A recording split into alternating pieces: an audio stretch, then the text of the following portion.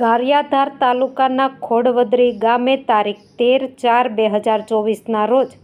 અજાણ્યા શખ્સો દ્વારા સલીમભાઈ કાળુભાઈ બુકેરા ઉંમર વર્ષ 7 નામના માસૂમ બાળકની હત્યા કરેલ હોય આ બાબતે ગારિયાધાર પોલીસ સ્ટેશન ખાતે ગુનો થયેલ હોય આજકાલ તથા આશરે 3 માસ જેટલો સમય વીતવા છતાં પોલીસ તપાસમાં કોઈ નક્કર પરિણામ ન લાગતા કાર્યવાહી દેખાઈ ન આવતા જેથી ગુનેગારો આજ દિન સુધી પકડથી દૂર છે।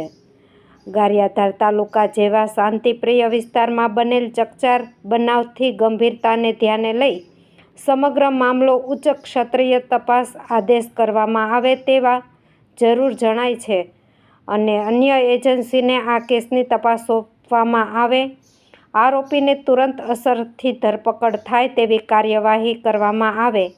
અને ગુનેગાર હોય તેમના પર નસીહત બાદ કાર્યવાહી થાય અને સમગ્ર કેસને ફાસ્ટ ટ્રેક કોર્ટમાં ચલાવી ગુજરાત રાજ્યમાં દાખલો રોપી કાર્યવાહી થાય તેવી માંગ સાથે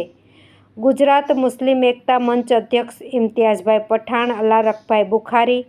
ભીખુભાઈ દલ તેમજ ગારિયાધાર તાલુકાના સર્વે મુસ્લિમ સમાજના આગેવાનો યુવાનો દ્વારા મામલતદાર શ્રી સાહેબને આવેદનપત્ર પાઠવી ગુનેગારોને કડકમાં કડક સજા થાય તેવી અપીલ કરવામાં આવી। Good 24 news channel reporter SM Chudasama, Damnagar.